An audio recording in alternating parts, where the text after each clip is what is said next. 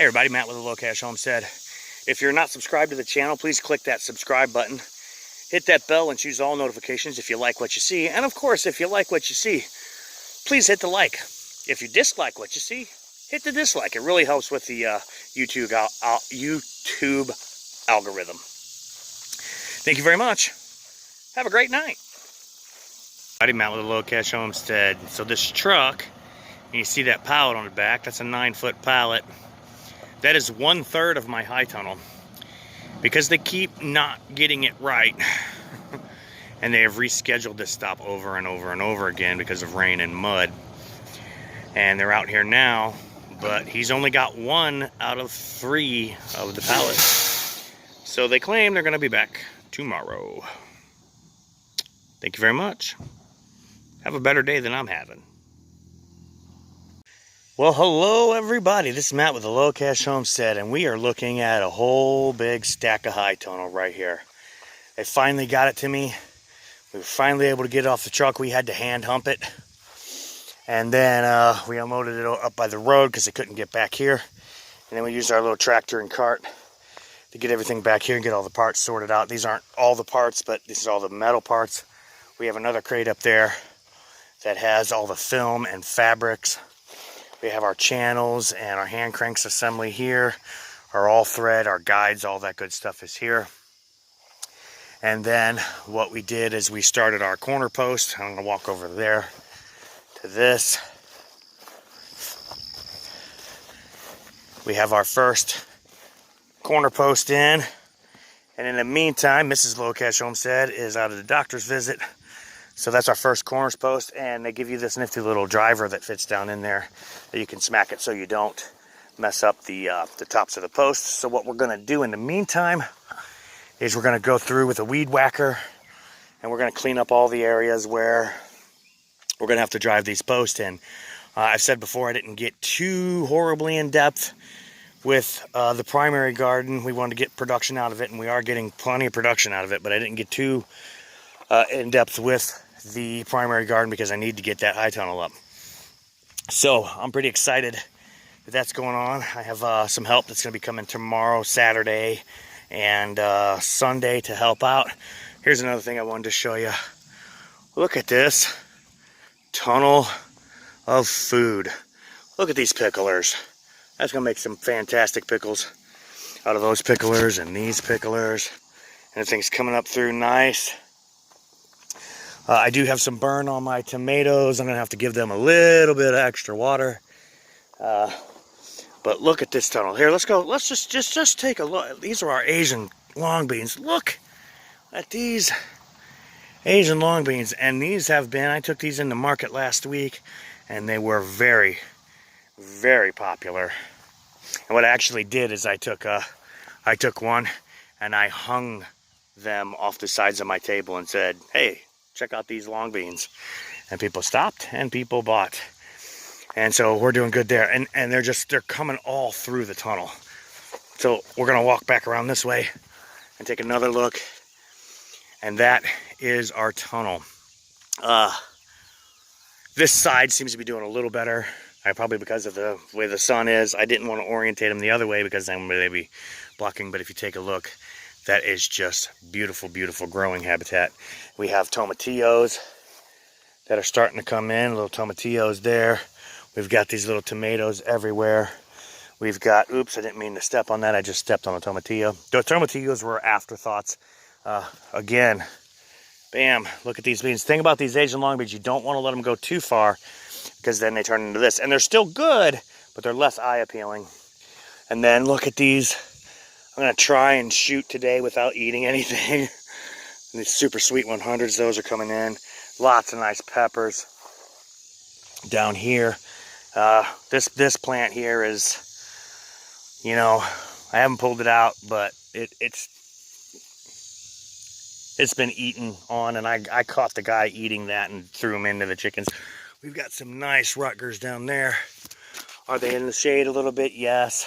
Do I have some leaf wilt and stuff? Yes.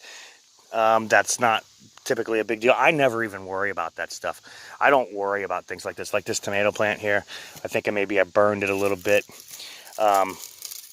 But I don't worry about them. I just pinch them off so it doesn't spread.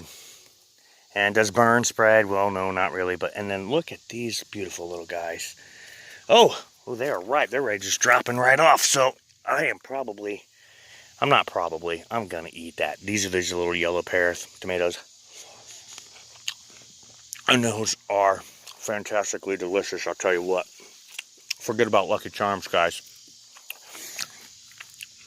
These little yellow pear tomatoes are the way to go. God, they're so good. And then these are the outsides of the trellises. Take a look at this pepper. Big fat stacks of peppers. Now, here's what we do. We eat, we market, and we eat what's left. And we do that every week. So my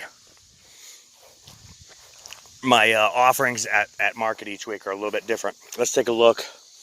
Kentucky Climbers, we've picked a few from these. I went and put a fertilizer with a little bit more phosphorus and a little bit more potassium on these, because I was using not a high nitrogen fertilizer, but tomato vegetable, so a 12-10-5 for the brand that I was using. So we got enough nitrogen. We need to get setting fruit, so we're going to put more potassium and more phosphorus on these to start getting the bean out of them. And then both the Cherokee wax and the Golden Wax improved wax, those sold really well. So my Eastern European customers up in the city really get down on those. And then what we had left, we took to farmers market, and they did really, really well there as well. So let's take one last look here. I can't speak for everybody, but you know, I am personally, I've never grown this kind of setup before, and I'm rather impressed with it. I need to figure out better how to grow the lettuces underneath. I did that experiment with those, and the lettuces grew. They were just a little bit bitter. Unlike the other crops of lettuces that I grew that were crispy and delicious, these were crispy but bitter. And so I'm trying to figure that out. If you have any suggestions on that, leave it in the comments section below so we can sort that out. But man, I mean, these trellises and these Asian long beans are just doing fantastic.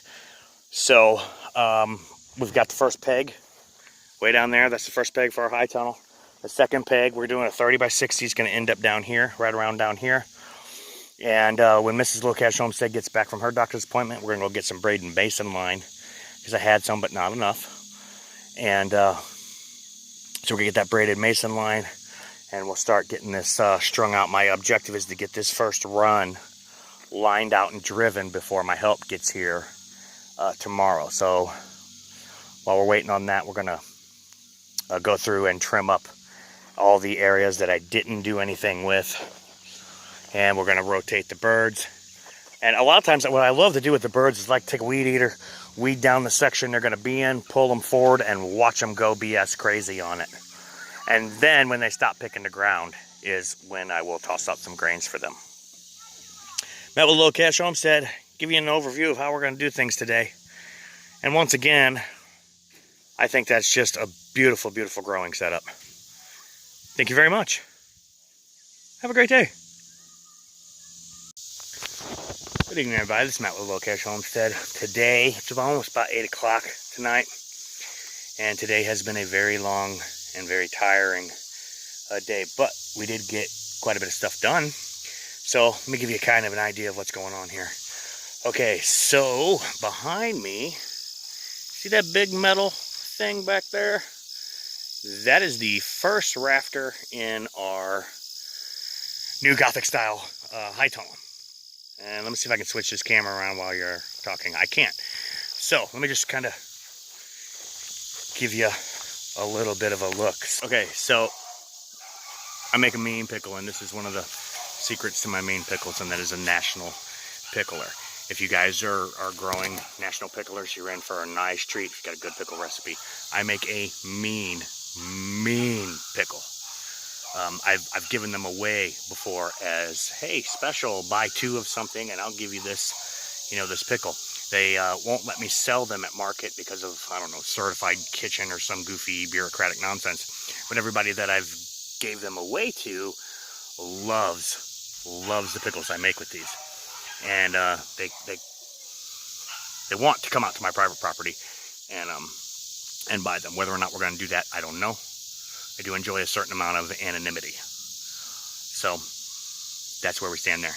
And then we'll just walk backwards. So it gets really, really shady under here. Oh, and let's grab a couple of these while we're here. It's a Kentucky Wonder.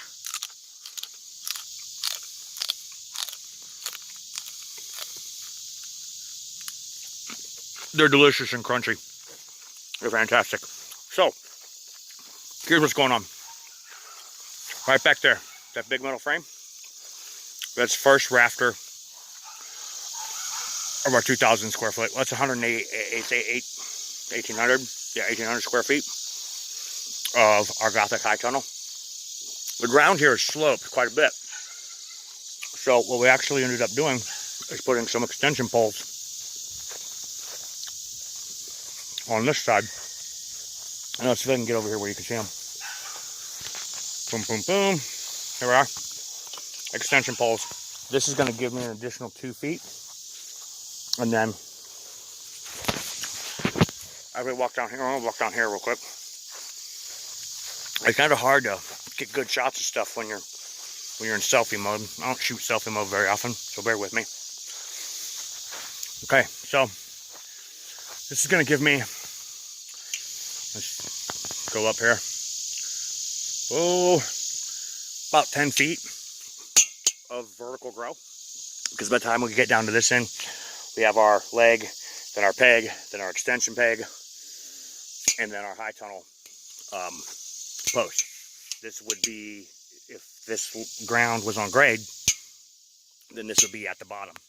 So I could grow tall vine crops, whatever, against this back wall here. And that's the north wall. Behind me is the south. So that'll give me some extra room to grow vining crops. We put some trellises on this wall. And then we have our first one secured in with our cross braces right here.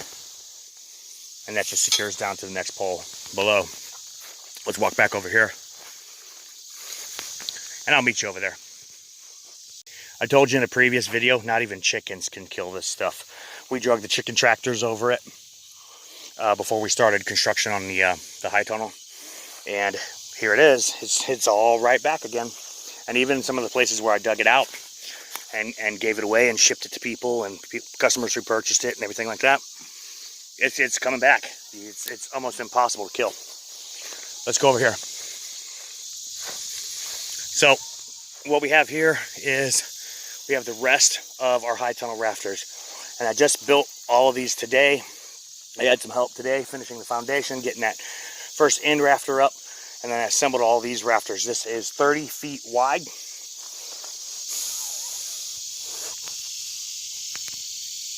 Hold on to those flowers, then I'll talk to you when we get in. This is 30 feet wide, 60 feet long. If this was built on grade, on flat ground, it would be 14 feet high. We are up to about 16 feet, 18 feet in the middle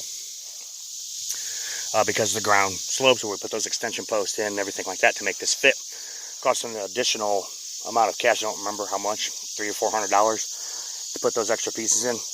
I put all these together in about 2 hours by myself after my help had left and getting the foundation strung and leveled. And it's 2-inch pipe with 3/8 tech screws that hold it all together. So that's where we are on the high tunnel so far. And again, let's just take one more look down here since we're not in selfie mode.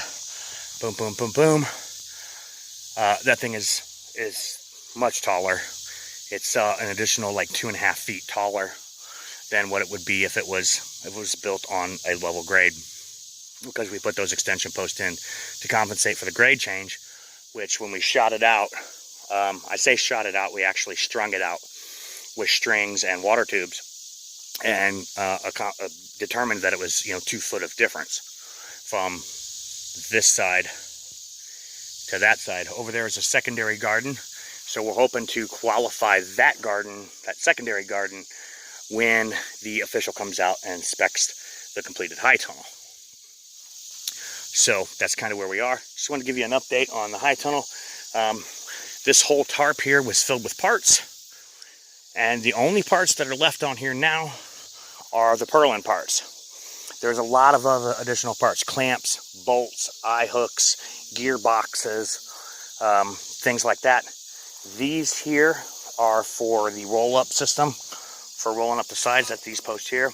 Everything else is purlin parts. All the rafters are built. And then here's a low cash tip. Don't buy buckets, guys. If you need them for feed or aquaponics or hydroponics or storage, we have animal feed and cat food and dog food and all kinds of stuff stored in buckets like this. Go to Wally World and ask them for a used icing bucket. It'll cost you $1. $1 for the 5-gallon. It's $1 for the 2-gallon. You get a lid. So there's a low cash tip from me here at the Low Cash Homestead. All right, I'm going to go in and get these pizzas going for the kids and myself too, because I am hungry and tired. So we're going to have some dinner. Thank you very much. Have a great day.